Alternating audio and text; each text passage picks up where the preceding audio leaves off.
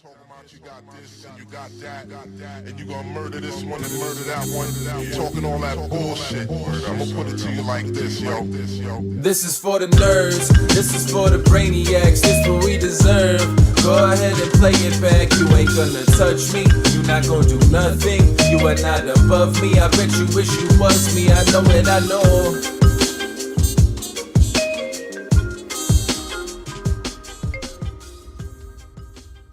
What is poppin', everybody? And welcome back to another special episode of the Only Friends podcast, where it's me and my only friends, which includes, but is not limited to, the second place finisher in the Money Maker. What's poppin', Landy? Hey. Hello. You got him again. I did. You love to see it. I got them. It just wins. I got them in the 109 with 2942 entries. Do I have a piece of this? No. Why would you have a piece of a 109, bro? What the fuck is going on here? Yeah. You could have probably hit him up with like 15 left and bought it at ICM. Funny to say that. Wait, what? Yeah, I sold some at ICM, final two tables. I'm gonna it's Shut up. $2,000.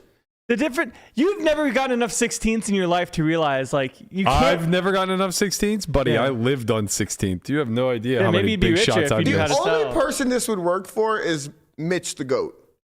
Because every single time he gets fucked, he really does get 12th. But, like, yeah, that's the thing, man. Like, for every me that, like, sun runs these spots and gets, like, podium finishes, there's my boy Mitch that gets ravaged. Did you hear what you just said?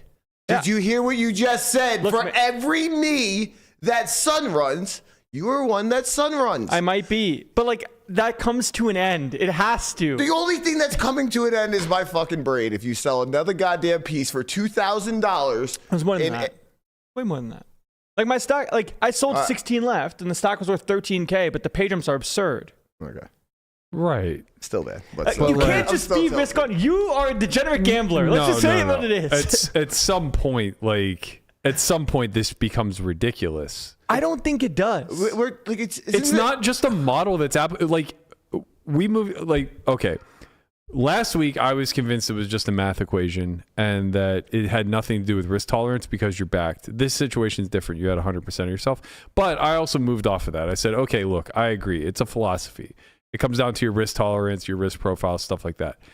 But once that becomes true, once it becomes a philosophy thing where it's just a matter of how tolerant to risk you are, now the less of your actual net worth that is at risk, the less important it is to de-risk. But it keeps increasing as the tournament goes on. No, that's the thing, though, is like first place just can't really be enough here, right? Like it's got to be like it's $50K. It's 47,000, and like you have to have, close to 10x that amount at this point. No. Right? Or even 5x though. Like it doesn't matter. Like that's insane. It feels like I don't know. It seems fucking insane to me. Yeah, I mean, I'm also on the other side of the fucking but spectrum. The thing is that you're not gambling for first place money. You're gambling for what you're selling at ICM, which is 13,000, which you certainly have more. That's which is way less than 10% of your net worth. What was that? Fifth place? Fifth place was 9. It was fifth place. I had to outperform fifth place yet again, and I did it. You're one of the fun runners. I won a huge flip with 16 left, and it's just like, hey man, I could just easily not win the flip. And then you get no money. I guess like... Then you get nothing. I guess if you're not risk on here, then where? Exactly. But like if you're... exactly. That was a question. No, but like I think it just comes down to understanding how much... If the like stack at first is was like 7,000. I wouldn't sell. Why? Because when it comes to like the overall amount of money and like buying... Like I can withstand that risk because the stack value would never be that much. But what risk?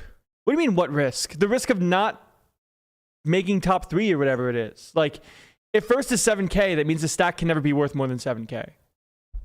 My brain is exploding. Like, there's clearly numbers. Like, this tournament there's 2950, so second place got like 350 buy-ins. I need help. Yeah. It's a lot. No, yeah. And if you look at the pay jumps between like 16 to second, you get ravaged if you get a top 16th and you don't that's also Big like part FT. of your skill set, right? Like Yeah. this is where all of the ICM study comes into play. Yes, I'm good at not getting 15th, So- but at the same time, you just also. So This is- what you're telling me? This is all just so crazy to me. It'd be like sitting in a cash game and a giga whale sits with like half 500,000, and I just have my stack in front of me that I always have in front of me, and I recognize that like it's a little bit higher variance, but the payoff is like A 10x. little higher variance. Yeah. But you were like you're like a pot away from like having like disaster. Not disaster, just losing my stack in front of me and having to like I might be in for more buy-ins on average when the giga whale is in the game. It's been a rough couple months, cuz. What are you turning this into a literal scenario for? I'm saying this is an example. This is an analogy. Okay, so how much of your net worth is in the stack that you sit with in this situation? All I'm saying is like if it were to double, if my risk profile were to double in a scenario where like the payoff is far more than double, I just wouldn't really be looking to de-risk that spot, I don't think. Like if usually I sit with like, call it 0.5% to 1%, like that's my risk on average. And now all of a sudden I'm like 1 to 3% at risk. I just think that that's okay.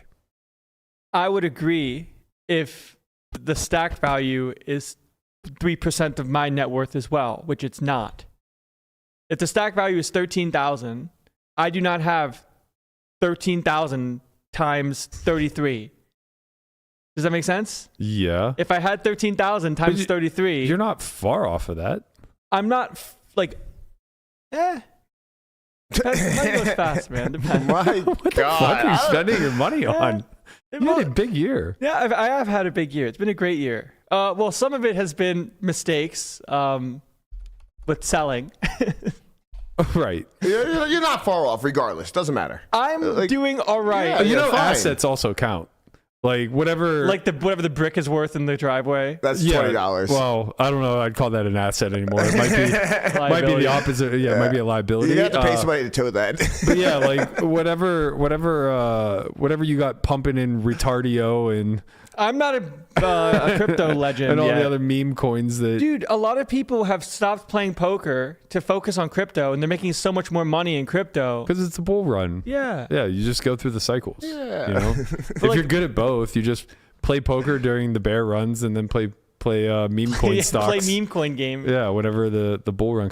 The problem is like I assume anyway. I'm not sharp enough, but I assume it's very difficult to time the end of a bull run, and it's got to be a bloody mess. I want to learn When the it meme happens, coin yeah. game, but I know how much time it actually takes. Like, it's not something you can just like pick up in 5 hours. Yeah. Like, you got to be on your screen at all times. Like, The scary thing about the meme coin game is it's like day trading with Crackheads. market manipulation. You know, like you're literally day trading market you manipulation. saw what happened to Haktua? Yeah.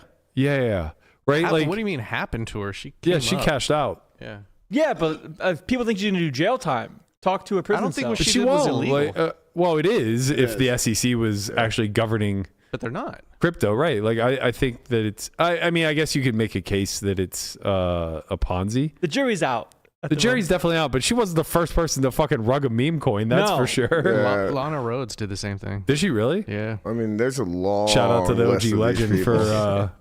for Guapo's library over there. That's right. Yeah, there's a long I'm not a list of Lana these Rhodes people. fan. Really? Yeah, I'm not into the milfy stuff. All right, we can move on to something else. We're gonna do this.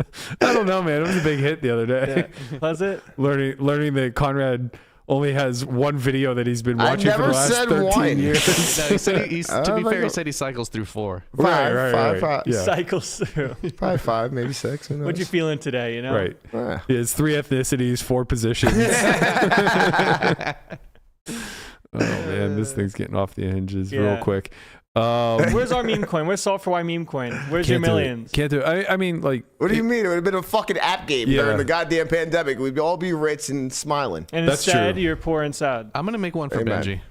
you're making Big a meme Dick coin. Benji. Yeah. That'd be a good one. It's not BDB a good coin? one. Yeah, what are you talking about? You put a picture of his slong up there? Do you know how many fucking people will buy? That would be funny, but it needs to be things that like already. Are kind of viral. Yeah. Well, then we Like obviously make a viral video. What's the cool guy meme coin doing these days? Is it still The chill guy, you mean? chill guy? Yeah, is it still rocketing? Dude, the chill guy is I'm sick. down a little bit on it. Yeah. What animal is that? It's a dog. It's a dog, right? Is it? Yeah, Yeah, he looks like a weird it's Snoopy. definitely a dog. What else could it be? I don't know. It could just be a chill guy. It reminds me of Brian from Family Guy. Okay, that's valid. Yeah, he does. look Except like he's Brian. brown and chill. and chill instead of white and angry. Just a chill guy. Yeah, that's just chill guy. I love this, by the way. It's so good. It's truly The best part is the people that aren't chill guys hate it. right. You know, you can easily tell who is and is not a chill guy. I can't based believe off- it's been around for a year, almost 2. Oh, no way. Yeah, February 2023 is when it was originated. But it wasn't the meme popular. coin, right? The digital artwork was presented. Oh, sorry, October 2023. But the meme coin is new. You're right. No, I just meant like the popularity of the chill guy is in the past couple months. Like it was It around. coincides with the meme coin. It was yeah. around, and then Everything, the memes. everything has its cycle, you know. It's interesting just because like you think about where do these things come from?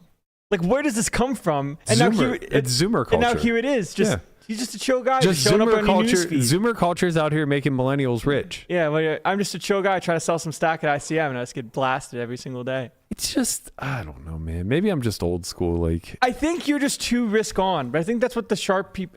We need to have a conversation of people that are smarter than me about this stuff, about gambling and risk tolerance, and how much volatility there is in tournament poker. yeah, I mean, I could definitely see a world where, like, with how volatile MTTs are, you don't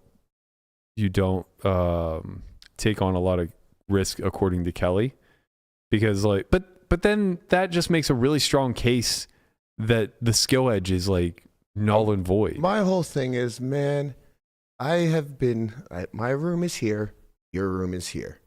For 2 years plus, I know for sure you have only studied ICM and final 2 tables. Don't you talk yet. I know 110% that is true. Okay? Now, you basically got really fucking good. Do you know that because he yells the sim results? Every single time. It's a chill guy. I can literally hear every word Conrad's of this conversation. learning through osmosis. Literally learning through the wall. Doesn't even see the sim. He just hears it. Every single time. Yeah. Anyway, you get down to the final 2 tables, and then when you are so much better, probably so much better than the field. Come on, in the Moneymaker 109?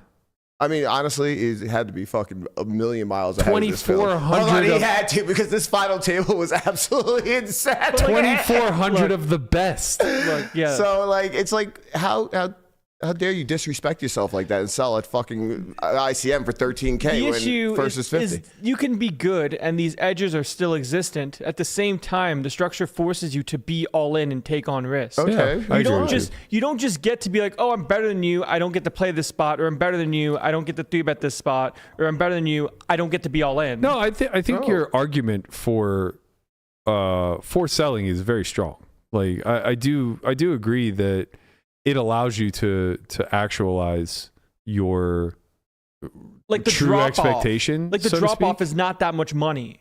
You know? What do you mean? Like the me selling to get 5th or better, the drop off of not selling is not going to be like this huge percentage in my overall livelihood. You know, like, oh, you sold here, which means you're not going to have a bunch more money. Because if I just got 16th or something. Oh, I think the opposite. I think changes. the delta between the stack you're selling for in first place is pretty great, where the delta between what you're selling for and what you're cashing for is insignificant life money wise. Like the difference between 13K and 1300 isn't that big of a deal, but the difference between 13K and 50K is a lot. Yes. At the same time, with the amount of like action still available, because it's not like this entire sell-off thing, you know, like I'm still being risk on in the sense of like selling half, keeping half, where I'm like, after that tournament, after getting second for 35 or whatever, I still kept 25, and the heads up match I played was roughly a 6K heads up match. So even winning or losing, if I won and sold, I would win 32K, and if I didn't sell and won, I would have 48. Right. So I'd have 16K difference. And most of the time, you don't get to win a tournament, especially at where I was at stack-wise in the tournament, as well as the chip disparity, where final table was a complete mess. You know, and it got to Sure. the point where someone has all the chips, that somebody was not me, and you're sort of playing to ladder because you're most likely not going to get top 3. And there was a bunch of times when I had like 10 bigs, other people had 10 bigs, and when you have 10 bigs, you're gonna have to be all in at some point. Yeah, you know? I'm sorry. Do you think that this argument just I agree with your points, right? But I think my problem is you're selling at final 2 tables, where it's a huge difference if you just make final table and sell then, right? At ICM, like it's just a huge difference. The gamble is going to happen more at final 2 tables. I agree. Because you're forced to be all in. You're supposed to. You're also getting a way better price on your sell, right? Like he's getting like 10x perhaps with 16 people left, whereas if he sells at like 9 left, he might be only able to get like 4, 3x, something like that. Also, so much changes as well. Like when it comes to your stack in relation to everyone else's, where if I try to wait to FT to sell, I might not make it to FT and then I don't get to. Yeah, of course. And like, I think it's different if like I'm in cash this tournament and there's still hundreds of people left. I'm like, oh, like let me try to run infinite people left still in the tournament and let me sell. Like that's absurd. Well, kind of. I mean, if you cash with the chip lead and like you could sell for like 16th place with 150 left, pretty good. Well, 16th place it's would just be insignificant money. $2,200. Exactly. It would be insignificant money. And I guess there's probably the in-between of like risk on where like, okay, it is a 109. There's still a lot of people left in this tournament. My stack value might not even be 16th. And if it's 16th for $1,800 and now I have to give up half of it, which means I get to keep half or whatever number, let's just call it half. Yeah. I would then profit $900 or whatever. And then the downside or the upside is also reduced. You want to know what's funny to me in all this? It's not that you're flawed in your logic. I think everything it just goes against saying, everything you stand for. Well, that too. I do think everything you're saying is relatively sound, but you absorbed a ton of risk cross booking against Becker in a spot where it's a coin flip, even if you have like a pretty substantial skill edge. Well, that's why I didn't take that much of it. You know, the stake did. No, the stake didn't. It took a chunk. Well, you were the stake. No, I took my own. Yeah, but the stake didn't take any because remember we dissolved prior stake before the crossbook started. Right, but initially the stake was going to take. Initially, the stake was going to sell a pretty big chunk. Correct. Yeah. But then we offloaded that, and then person who ended up taking it would like the crossbook to happen again next year. Like again, I thought this crossbook, it wasn't necessarily for me, you know? Like I had people in the corner that wanted me to get money down because you had a fair amount. I had a good amount in relation to like I took more after I got second in the WPT because I had more money to do that and I wanted to still like fire. But it wasn't. But like that's straight gambling. Like I only got as much down as I did because basically I was getting paid a price. You were getting paid a price to flip coins. Yeah, but that's gambling, right? Right, like but you got a good price to flip the coin. Right, right. But like my final two when table, you have opportunities like that, you do tend to be more risk on, even though it's very volatile. It was extremely volatile for me to flip for 10% VIG. Right? It was right, but it's like it's 10% VIG on a 50-50. So you just press. I think that's the argument here is that even though like I've studied and have a good amount of like knowledge, that thinking that I can you guys both had really great years. Yeah, we had sick years. It was powered by spite, you know? He won a Poker Go. I think you started the year with like 700K and he started the year with like 1.5. You did start with 700. Yeah. So you guys both well over the cross the 7-figure mark. Look at us. You're just like 1.5. Just a bunch of action. Landon, what are the odds we see you in Triton next year? Next year, low. I need to get better. Poker's hard, man. These guys are really good. Cash for 1.5 this year? Where's all the money? You have Berkey on max tilt right now. It's around. It's my fault. It's my fault because I kept diluting. Like keep diluting, and every time he says sell, you just say buy. Yeah, that's actually true. I probably did make a lot buying off of stake, not realizing it. Yeah. Because it's all just a figurative number with Landon. Like we just keep it running. Do you have any say at what picture they use up here? Yes. I think you probably. can email them. That's a good picture. That is a good picture. Your hair looks great. My picture's horrible. I like scruffy Landon. I wonder what mine is. Like right now, like what I look like right. I could know, probably he get just a looks like a change. chill more guy. intimidating. I'm a chill guy. I was so skinny in that one, and that was like the ignition days. I think I still got the ignition pad. I was 180 pounds. That's too I small. was less than the turtle. Dude, he's Damn 200 me. pounds. I know. I weighed myself this morning. I'm 201.5. You weigh as much as the turtle? Which is insane. It's like, imagine me and Tortoise standing next to each other and saying like, same. It's like a carnival game, you know? Like, guess like in between the weight, and like you put you two next to each other. It's like, you're at least 220. And he's like, this idiot goes, I'm all muscle. It's like, what the fuck am I? I'm 4 inches taller than you and twice your size. Like, how do we weigh the same? you just have that much more muscle, Right, you know? no, he's Tortoise must just be fucking packing, man. He must have that thing taped to his leg. turtle. Man. Like, where is he hiding 20 Right. pounds? It's all my ass. Your ass. it is. Okay. Full circle moment though. I don't think my edge is 10% higher than the ICM value that I sold at. No, of course not. Because of course, because that's of not the implication. nature and the gambling. Like with you, the coin flip 10%. Like that's a ton, right? Yeah.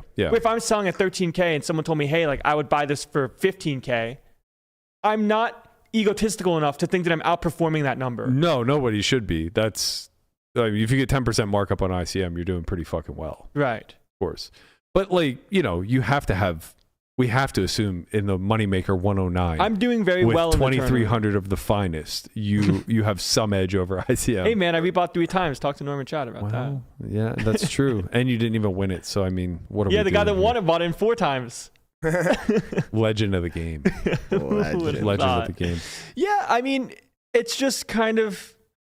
I just know how the final 2 tables for sure is like so risk on, and the structure and these things are so fast that you're just gonna have to flip or like. I'm just mostly fascinated by the choice to play tournaments as a career.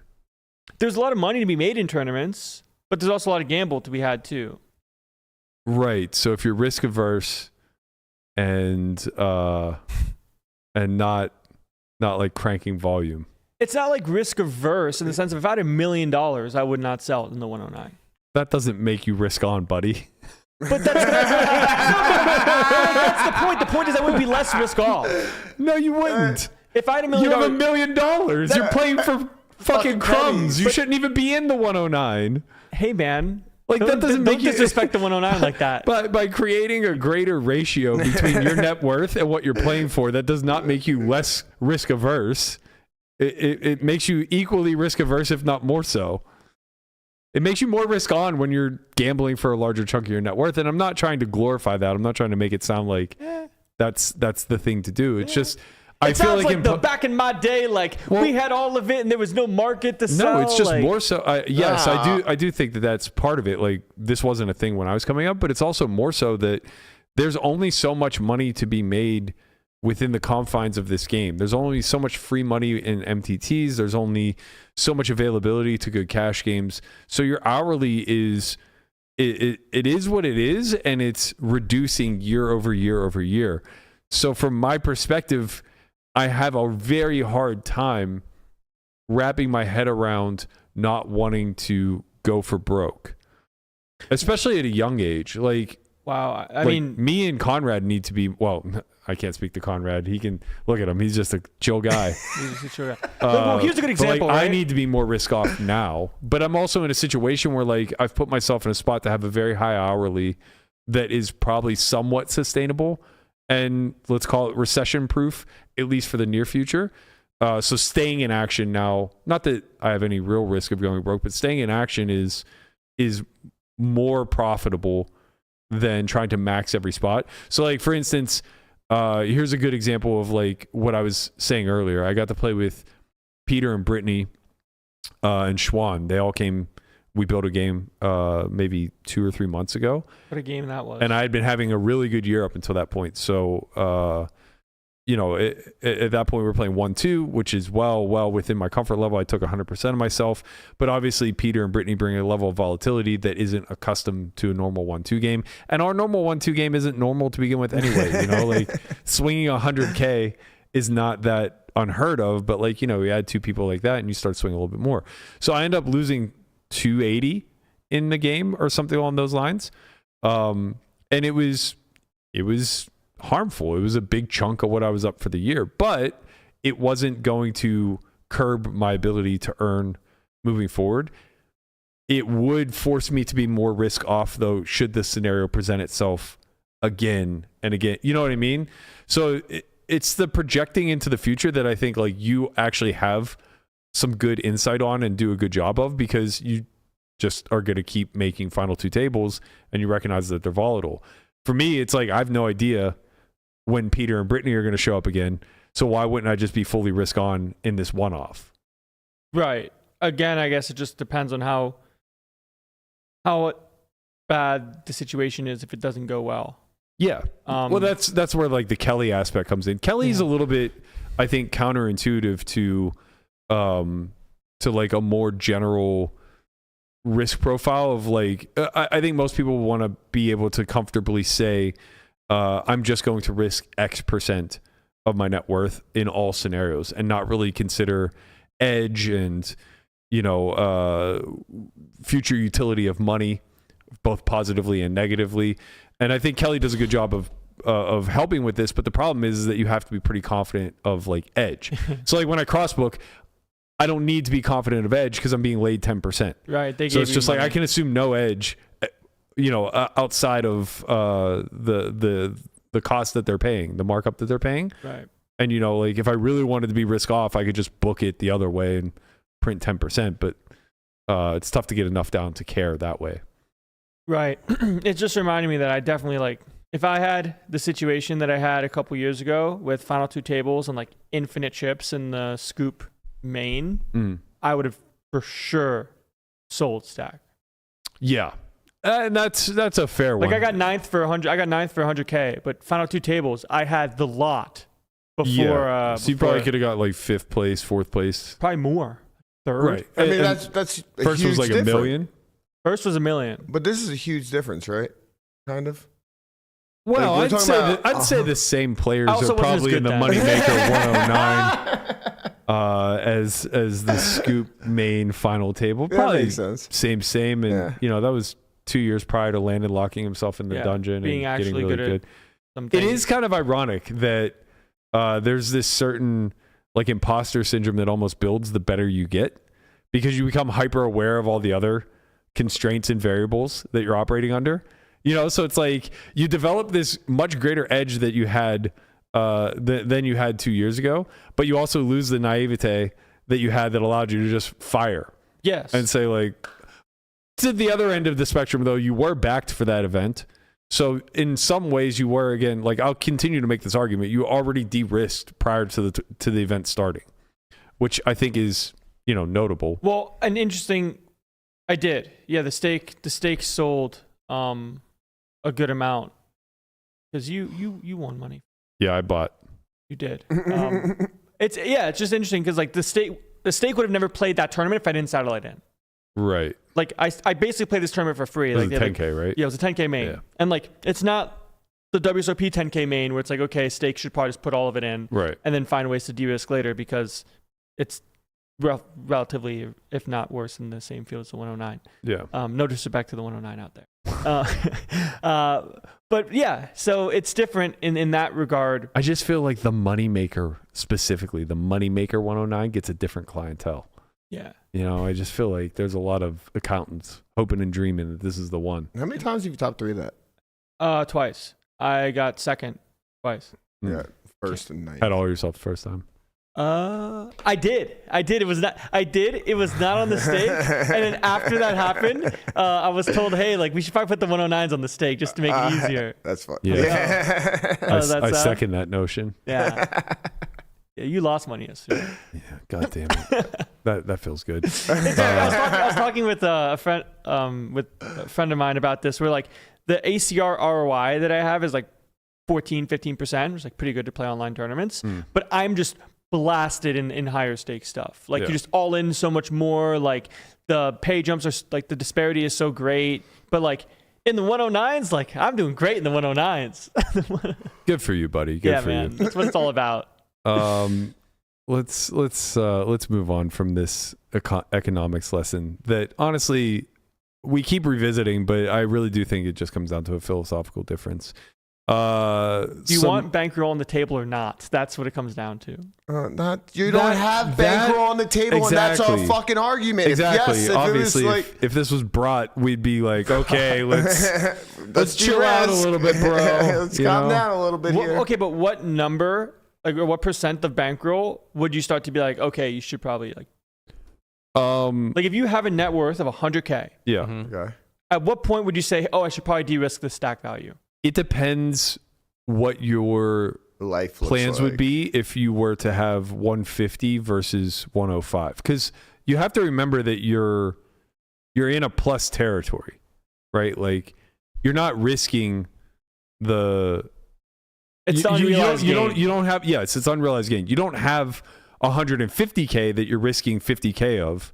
You have 100K that can now either be like 103 or 150. And in those, I guess like in those particular scenarios, it becomes very important to understand like what your future earning potential becomes as you 1.5x your bankroll, as you 2x your bankroll, 3x, because the more that utility of money can earn you more in the future, like by compounding, like with investments, like it's different. Then I'd be way more risk on. But if like nothing really changes, if you remain backed, if you don't just have low overhead, low overhead, like you just don't sell this spot quite as aggressively in the future, then like okay, I see a strong case here for picking up a free 5K and giving yourself a chance to win 20 more. Right. But you should know at what point that changes, right? You should have a good understanding of the milestone markers where it's like, okay, like I think my hourly can 1.5x if I double my bankroll, right? Either by not being staked or by being able to play slightly higher, being able to take slightly more, whatever the case may be. Like it's more difficult, I think, for maybe not. I was gonna say maybe it's more difficult for tournament players than cash guys, but actually that's probably not true because you know your ABI and you know your return on said ABI. So it just becomes a math equation where for us... if you have the ability to do it, not a lot of people have the ability to say, oh, I want to sell at this amount at ICM. But that's fixed for you. You know that these markets all exist for you. And sure. I just mean in the general sense, like if someone's like a reg playing 109s, they don't normally have someone they can text and say, hey, do you want 50%? When that's true, though, then you have to reevaluate what are you doing? Right? Like if you have no ability to be risk off as an MTT guy, then you need to ask like, what am I doing playing MTTs professionally to begin with? Number one, or you have to ask yourself like, am I being responsible initially with my buy-in as far as bankroll is concerned? Right. Because that shouldn't really be much of a concern. Right. I think that's the way most people approach it because once you are in the money, you're in a positive outcome scenario. But I do understand your point of selling because what it does is it allows you to reach your true ROI more often, or I should say with less volume, right? Which is important because, as you and Conrad kind of discussed, some people sun run, some people don't. And being on the don't side is really fucking painful. It can be career ending. Right. But, it's just a difficult landscape out there. I get that I'm just more conscious of it because I'm aware that like I'm not greater than the numbers. Yeah. Does that make sense? Yeah, your generation's like kind of, well, yes, but like me saying, also, like I'm the GOAT, like of course I'm outperforming ICM. No, it's like not that's that. It's that you gamble for a living. At some point you have to gamble. You have to gamble. I'm still gambling. Like even like when I call it with the stake and selling what I did, final 2 tables for the WPT. Like I'm still playing for, like the stock value is worth 150K. Like that's a lot of money. Right. That was also a lot more of your net worth. Like that's whatever. Like, I mean, yeah. Like, but again, whatever. It's kind of the same. How is this kind of the same? Just in the sense of like when it comes to make up like profit shopping, like I get to like what I can do personally with call it like the 25 or 30K that I sell is different than like what other people can when it comes to like how like age, like investing appropriately, like doing that kind of stuff. Sure. Like make the free money. Like if you have like, if you have ideas in place for that kind of stuff. I mean, you just get off stake and just take 50K and fucking But then you go broke that way. Let's not take financial advice from Conrad. Oh, I'm just saying, like you're Like you take 50K and then you put it all in the 10K win main because you're a great player. It's like you're just gonna go. That's not the idea. Well, first you start with the prime, and then if you win, then we move on. I mean, that becomes a whole different conversation of like, is it more fruitful to be selling versus being fully backed? And then if so, on what like milestones are you able to keep, the percent of yourself that you want to keep? How much does it vary event to event? There's a lot of annoyance and overhead there too. It's always nice to just like be able to just, whether it's a selling group or like when games get really big, I obviously have to sell action. But it's just like you're on, you're off type of thing. Like I just have a group that will always say yes. I don't have to explain spots. I don't have to. All I have to do is tell them their piece. right? It's like the action's good. They're gonna take it. Yeah, and that's nice. And It's important. Otherwise, you're just like in over your head sometimes. Yeah, it also cuts both ways because, there's probably a lot of spots where even as a cash player, you could be selling it like some sort of Markup, additional hourly or markup or whatever.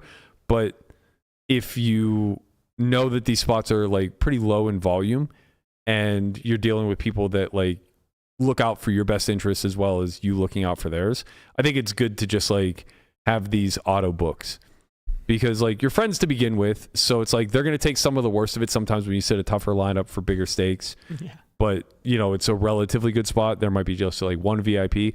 And then you're going to take a little bit of the worst of it in a highly volatile spot where you can't be quite as risk on, but like your hourly is probably significantly higher than you're actually accustomed to selling for. Right. I think a lot of it's just like portfolio management or however you want to. Yeah, but these are. I didn't mean to yeah about you. No, you're correct. These are just things that like most poker players aren't well versed in. But, so it's like I'm coming full circle to agreeing that you're being incredibly responsible and you're thinking about this the right way.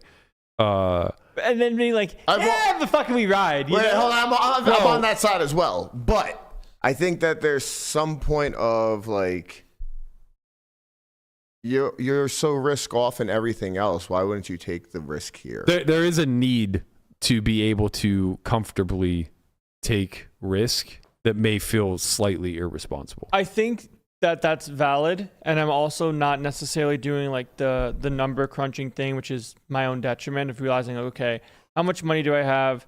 How much do I personally want to like increase my overall net worth by? What is that number to sell with this situation? And then is that the right idea? Right, like that's all a lot of off the felt work right. that you can then just default to in game and just be like, oh, okay, like I have an opportunity here. Like net worth is this, stack is this. If I want to increase my net worth by 10%, I want to sell this amount. Yeah. And I can do that, and I should do that. And I'm still gambling where I still have upside, Sure. but also still locking down like the 10% increase or whatever. Yeah. And I think that it's better to do that or maybe be like overly conservative.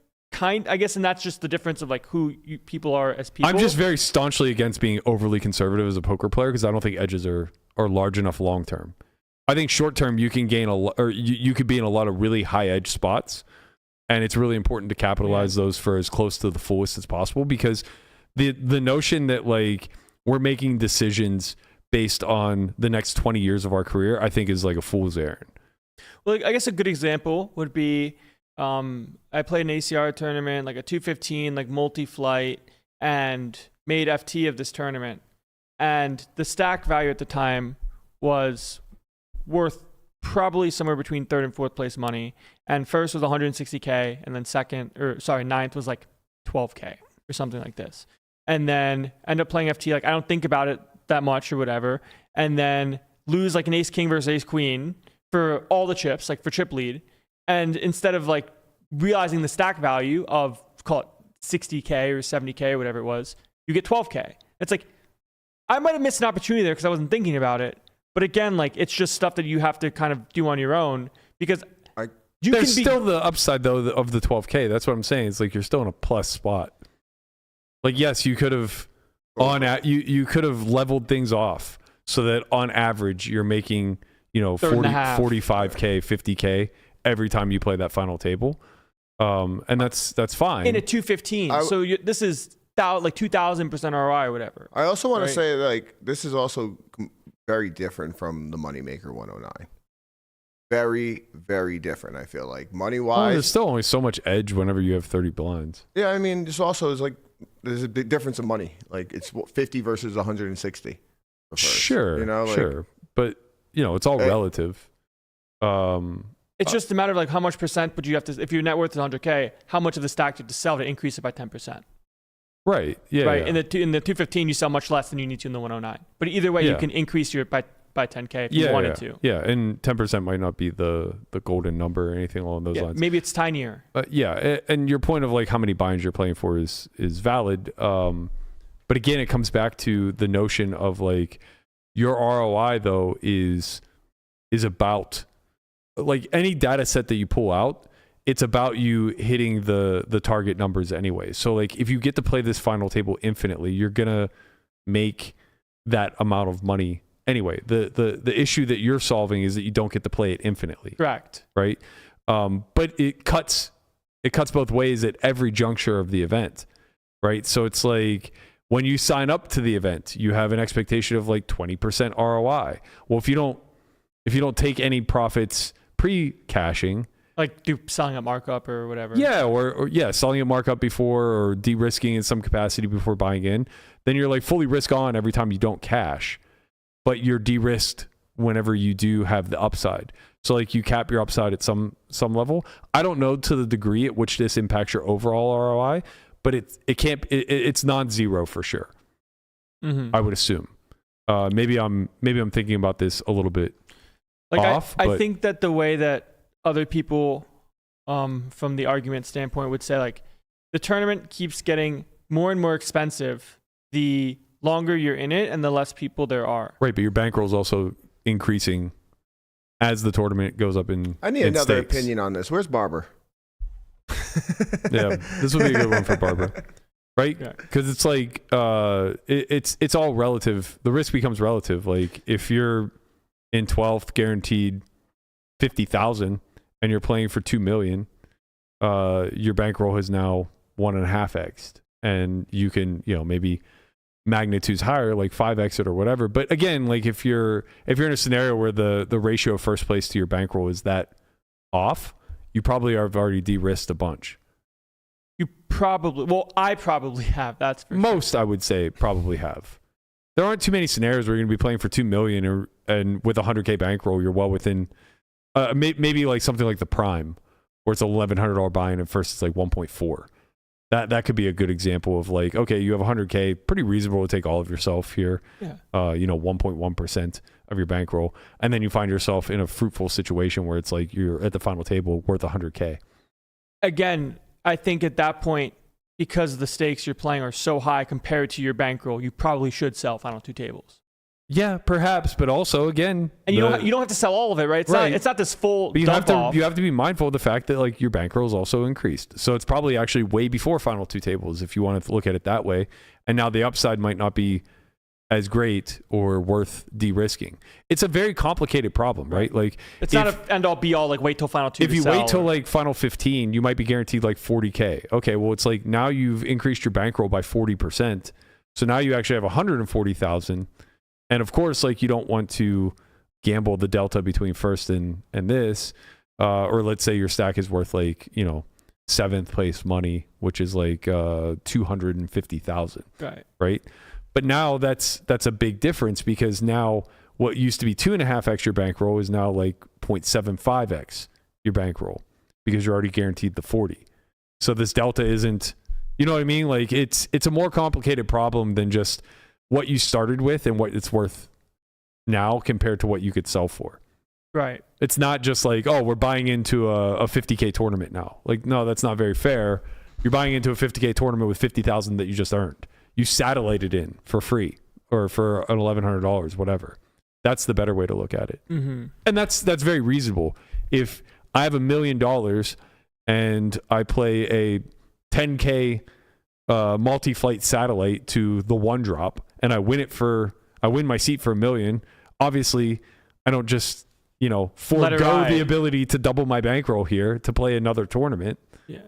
So yeah, there's obviously a lot to be said about your technique and your ability to.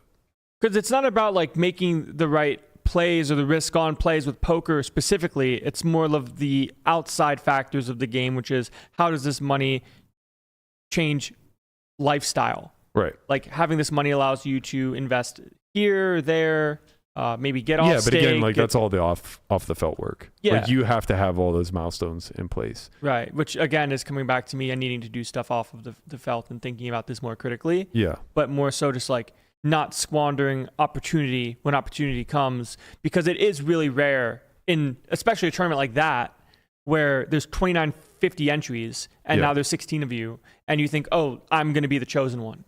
And again, it would have worked out if I just didn't said like we ball. The irony is that like if given the two scenarios of like you have to sell for one, sell for the moneymaker or sell for the WPT, I probably would have YOLO'd it more in the WPT. Because the upside changes your life. The upside changes your life so much more than the security of locking up. But like then again, 30K. The upside of winning and selling and winning isn't that great.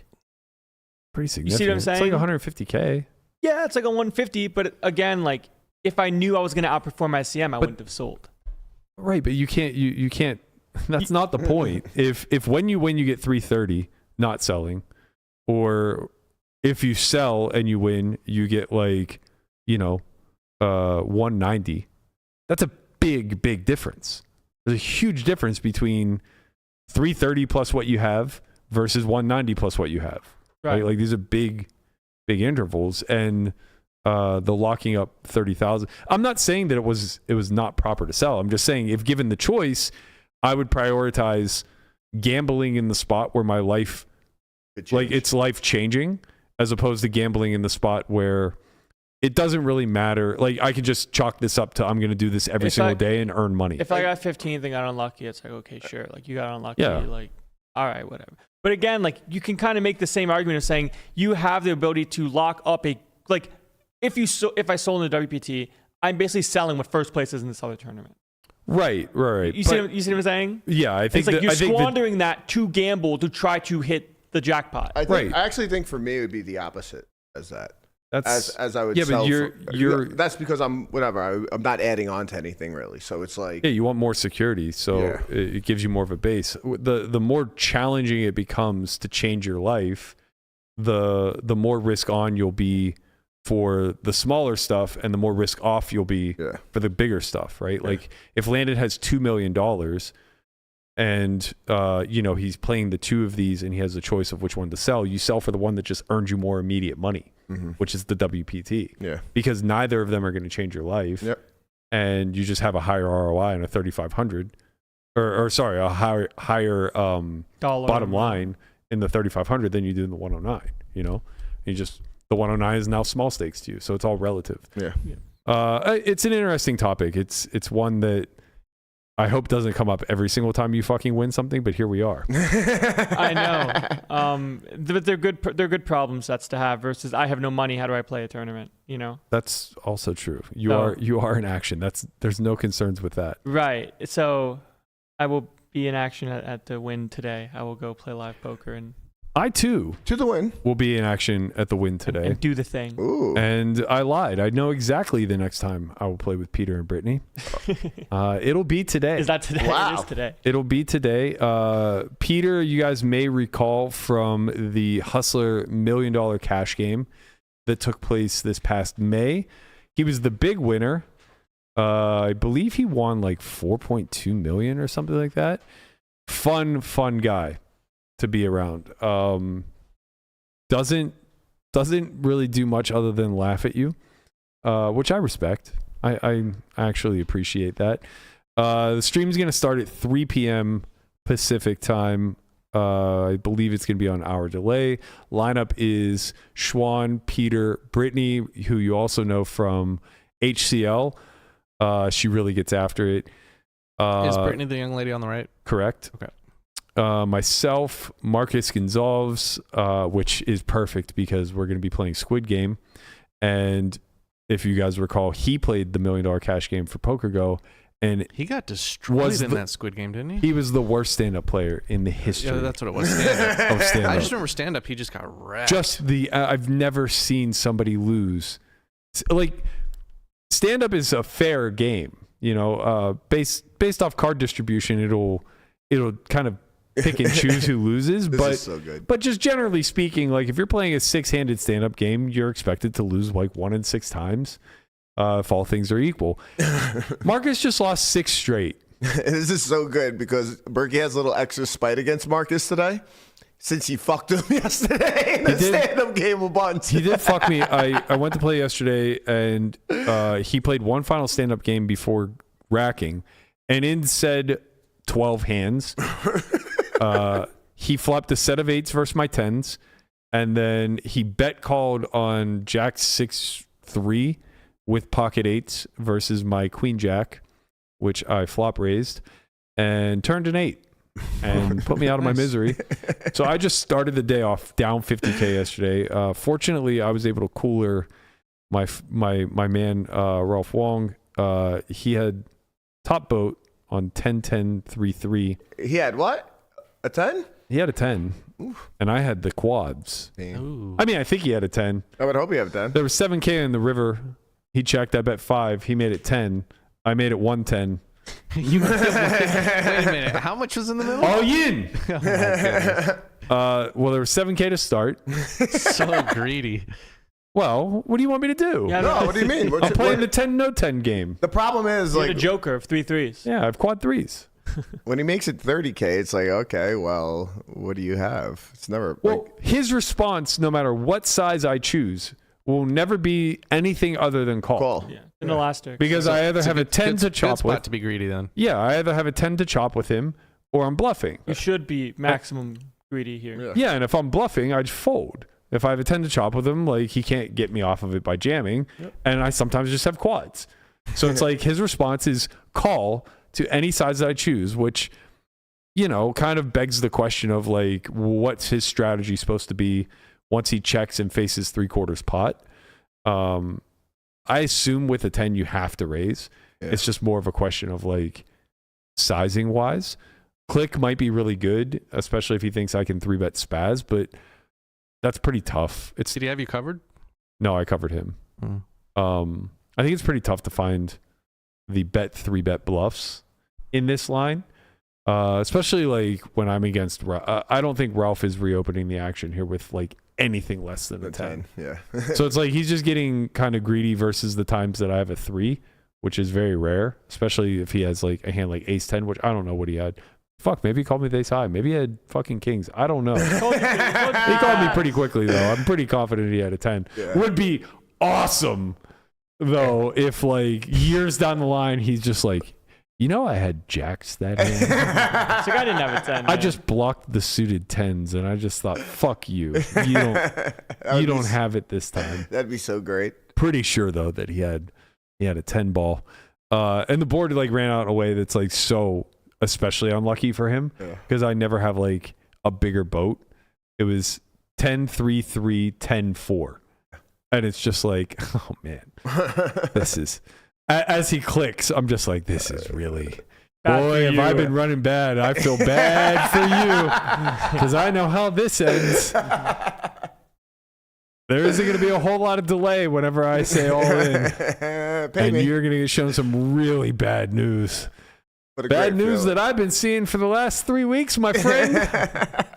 This 100 you're about to give me is only going to be the tip of the iceberg to get me unstuck. But hey, Gotta start somewhere. gotta start somewhere. I'm all in, big guy. You beat me in the pot. So yeah, I do owe a little something to Marcus. He had 2 10s to be the final straw. I didn't put it past him. I will say I was a little bit more confident that he did not have the quad 10s because he c-bet flop. But if it had gone check, bet, call, Oh, yeah. I might have been a little hesitant to jam. All I know, I might have just like got a lot less greedy. if he had 2 10s, all we get in the chat is can't breathe. No, we wouldn't get Truthfully, anything in the chat. I'm being serious. If it were 10-3-3 and he checked, I think we were like hijack cutoff or cutoff button. If he had checked and I'd bet and he had called, and then the turn were a 10 and he had checked and I'd bet and he had called, and then the river were a 4 and he had checked and I'd bet and he had min raised, I assure you, I'm not kidding when I say this, I would have made it 30,000 and folded to a jam. I promise you. And it might have just been wrong. It could have been wrong.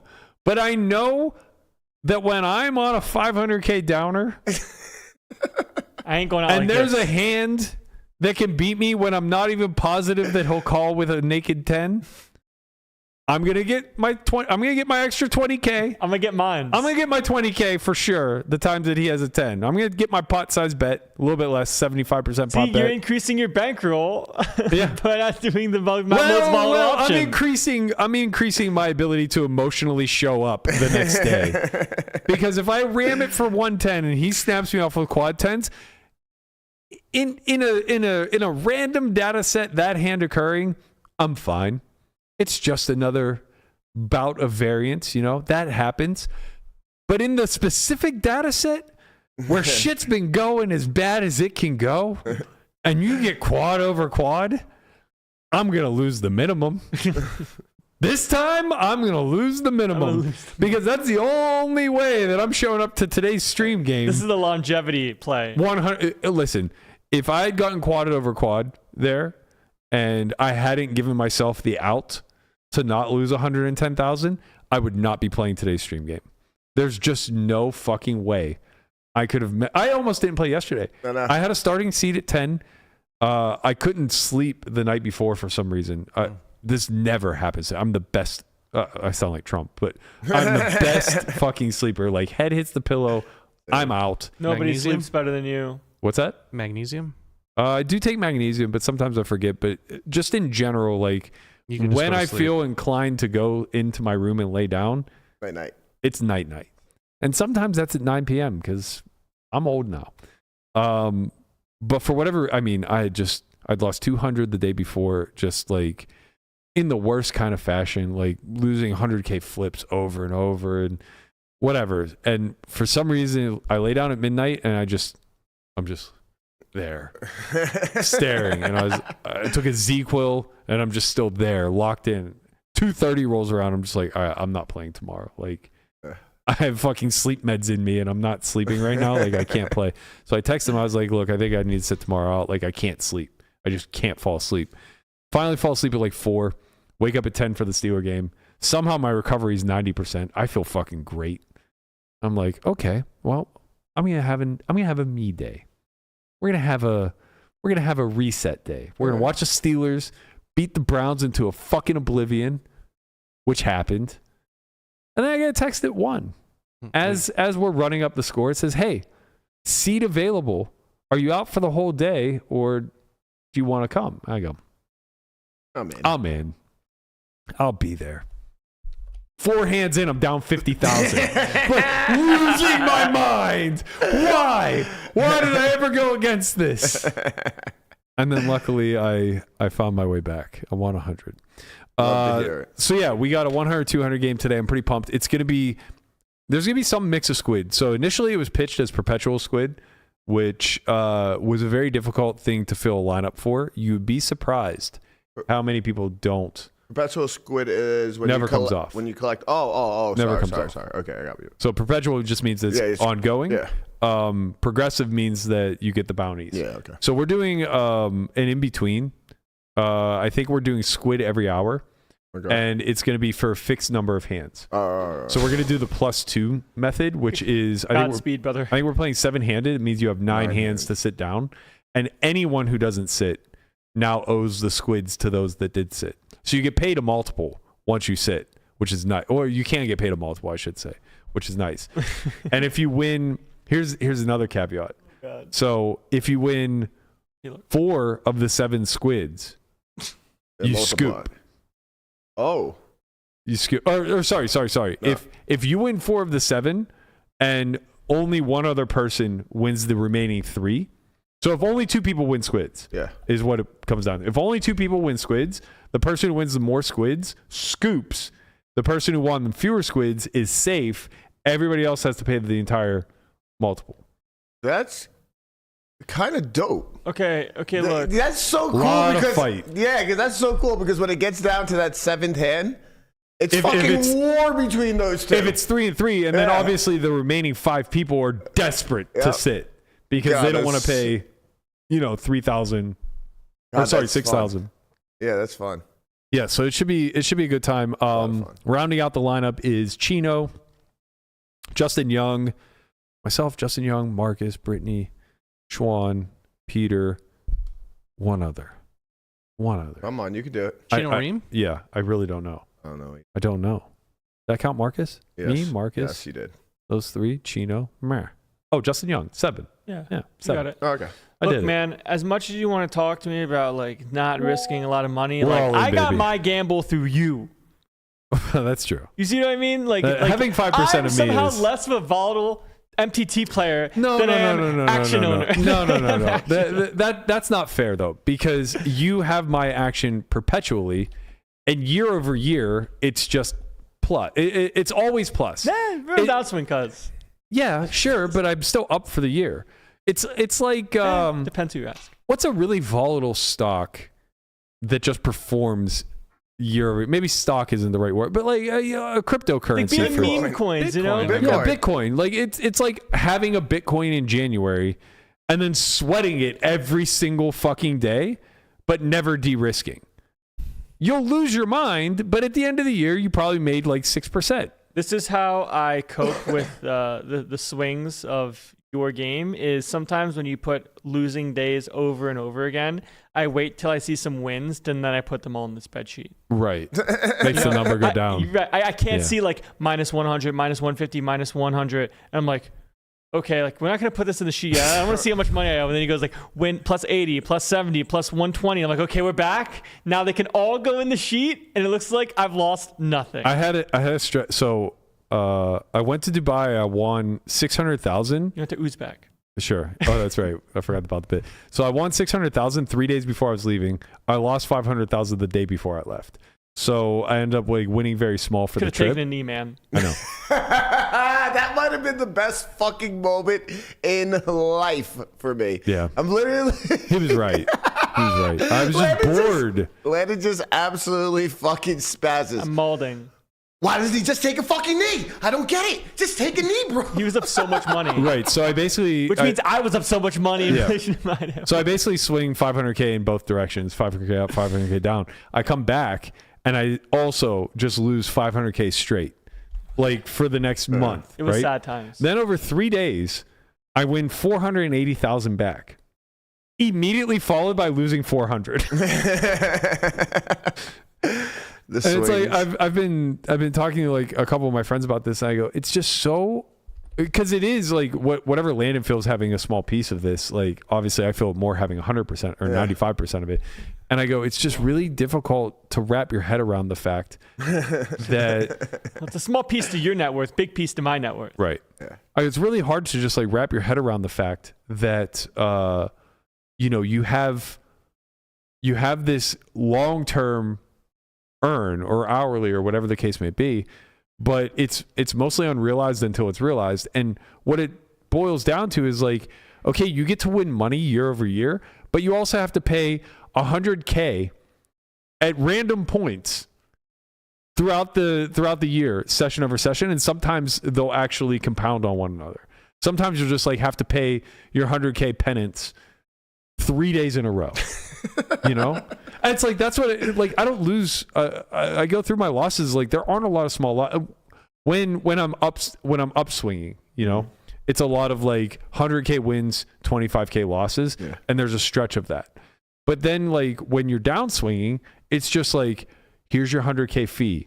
Here's your 100K fee day after day after day after day Max pay. until it just breaks, and then it's like here's 200,000 in a Squid Game. And then you get quads over quads by Ralph, and then it's all over. That would have retired me. He already retired me once when he got me to fucking fold a set for 7,000 into a 60K pot. Oh my That God, was insanity. Or when you folded top pair in the do 7 game for B nothing. Ooh, that was the same thing. was the same thing. He shoved the river for like Nothing. $7,800 into 50.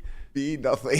I just have like nothing. I have an ace, and I'm just like, can't be good. Fold, and he has 7 deuce, and I had to pay the extra 300. That's fucking great. That was actually. that hand was during a downswing. I need a rebate. That hand was during a downswing, and I thought to myself, like, you're being responsible with this $7,800. Right. Money saved is money earned. Exactly. I had your mindset. It was like, I'm taking money off this table. Buddy, my mindset would never have me fold that to be nothing. No, I should have You just. forgot there was a pot in the middle.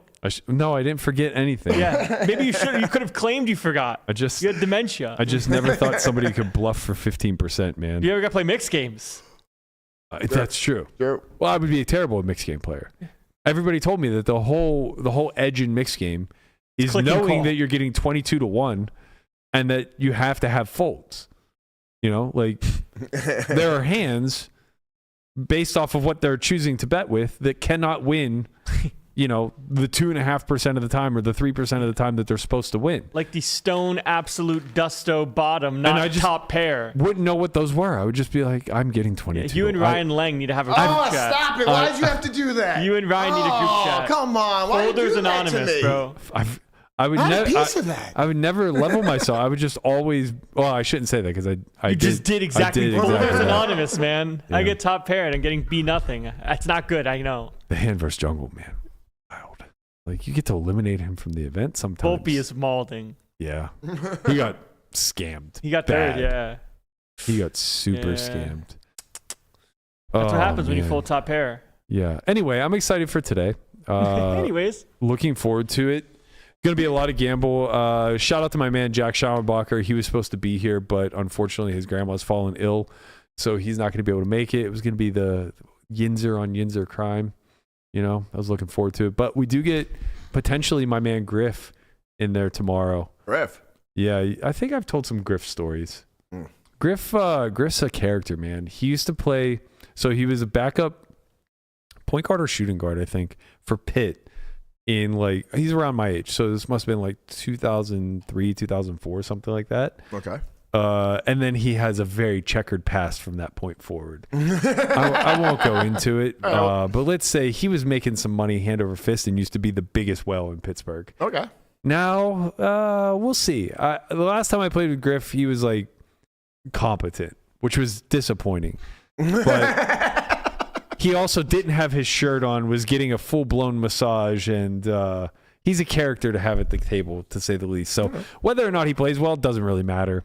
He'll be a fun person to throw into the mix. Hopefully, so this is a 3-day long cash game over the next 3 days. Hopefully Brittany, Peter, and Schwan are able to play all 3 days. I know today is for sure guaranteed. We'll see what the lineups turn into over the next couple of days, but I think it's gonna be a lot of gamble, man. I've played this fixed number of squid twice, and I lost 300 the first day and won 280 the second, and we were playing 100, 200. Oh, yeah. I mean, with this lineup, it's definitely going to be a decent amount of gamble here. The lineup I played it with was far more conservative than this one, Yeah. Well. which scares me terribly. Everyone's gonna be sitting with like 20. What? I'm going to be sitting with 20. I don't know what that you know, it's kind of a weird thing too, because when I was in Dubai, this is all we played too, was perpetual squid. And There was a max buy-in there, right? no, but there was a min buy-in. The min buy-in was 50 bigs, which I thought was a big mistake. Here, the min buy-in is going to be 100, which I think is much better. Mm-hmm. But I was really frustrated because I was seeing the way that everybody was playing. It was very clear that mistakes were being made. But I think it's very similar to tournament poker, where it's like you don't get to realize too much of an edge, right? Because it's like the biggest edge that you're realizing is somebody's heads up in squid and doesn't realize it, and they like fold. Yeah. Or there was another scenario where like somebody was heads up in squid, and the difference between like them folding versus not was me getting the bonus button, where if you collect 5 squids, now everything's double. So it's like I got one through and he like folded an ace face up or something like that, you know? So like these are like the hidden ways that you're making money versus like pretty bad players. Yeah. And then there's like some other mistakes where like somebody called off with like 9-3 for like 80 big blinds or something like that. Just fighting for the last seat in the squid? No, it was maybe they were heads up or maybe they were three-way. I can't remember, but it didn't matter. Basically, he could have folded this hand and Squid would have still. It wasn't. It wasn't who he was getting heads dealt up. another hand, basically, no matter what. Yeah. Interesting. But let's even examine the scenario where he's not. Let's say it was the other person he's heads up with that jammed. It just worked out such that against a random hand, I ran this spot against a random hand, he's losing more than he's losing in the Squid, significantly more. It was like -4 big blinds. Okay. To call this hand off, and it's like, okay, that's gambling, but it's like, it's negative edge gambling, and we're being compensated for it. But where it flips on you is that he still has his equity.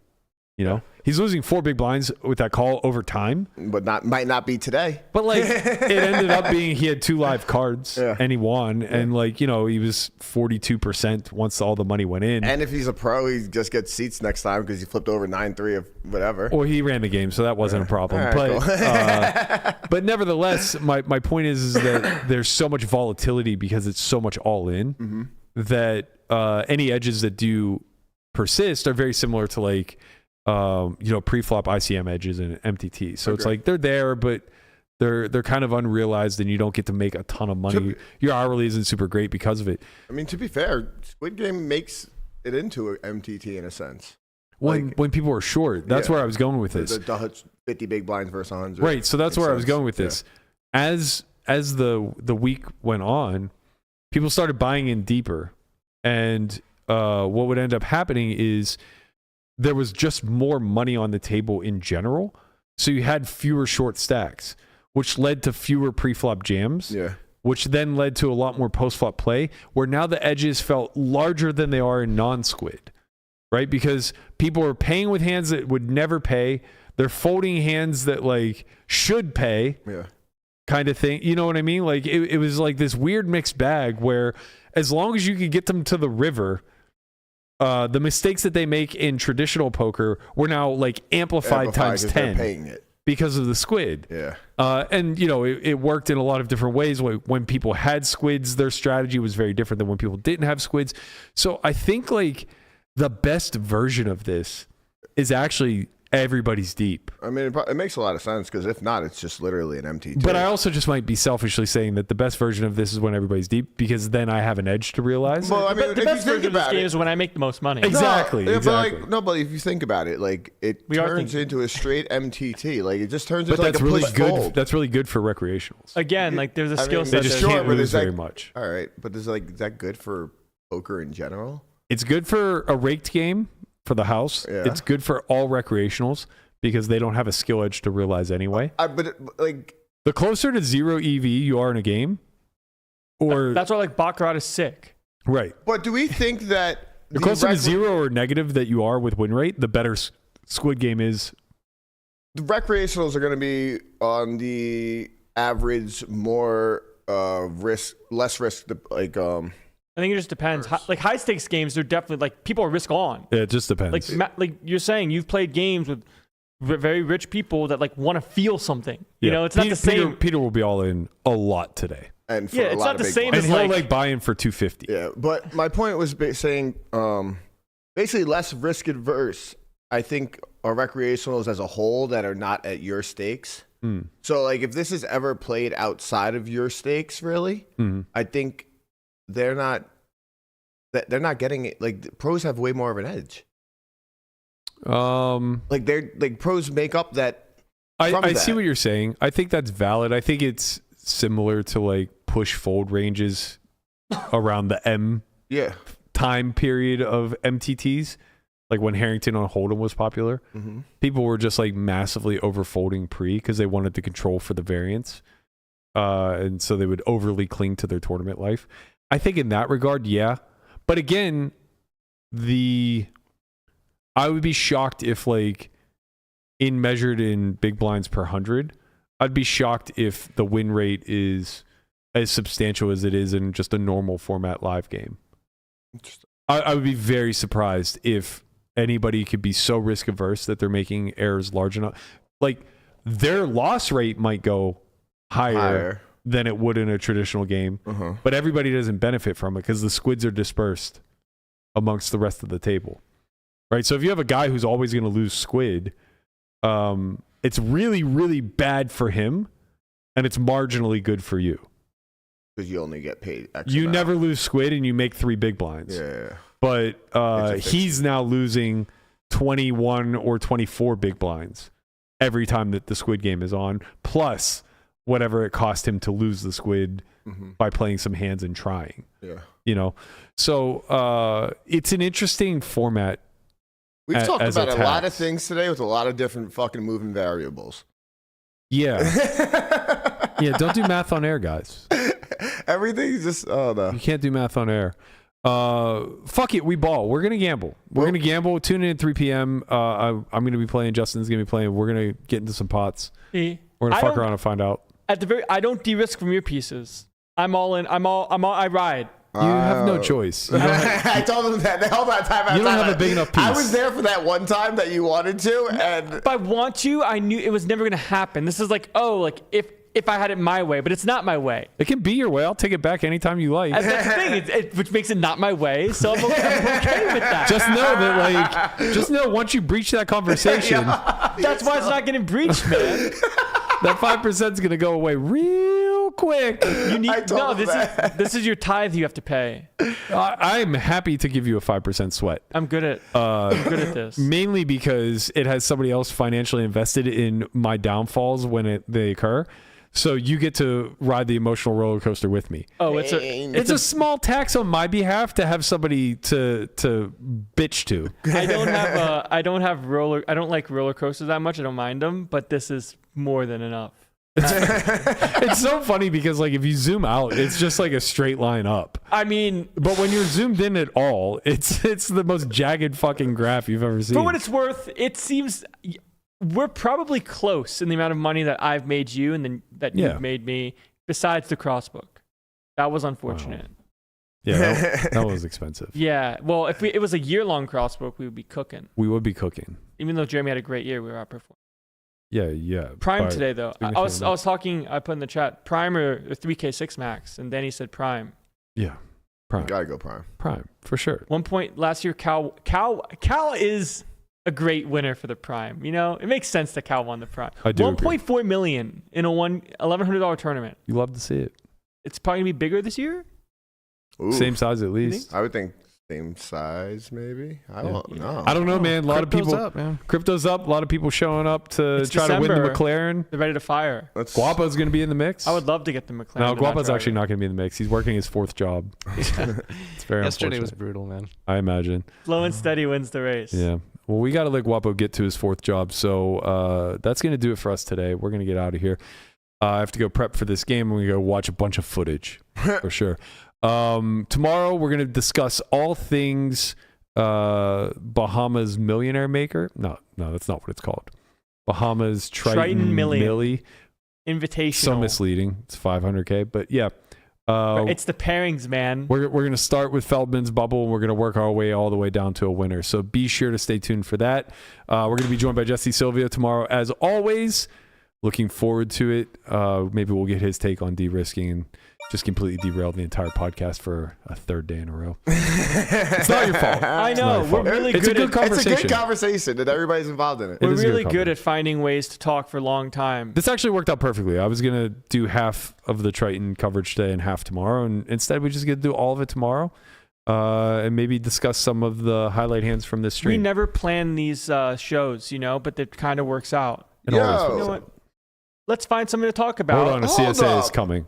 No. I had pulled up the chip leaders or the whatever, the WPT Prime. You know who's chip leading? Cal. Nah. Homegirl that won the ladies. Sheena Okamoto. Last year and then got second the year before. Dude, she bagged. She has first. She bagged like double second. That's sick. She bagged 1.7 million. Love to see it. That's dope. Love to see it. All right. 170 bags for day 2. We're out of here. We'll see you guys all tomorrow. Later, squad. Good luck, Berkey. Thank you.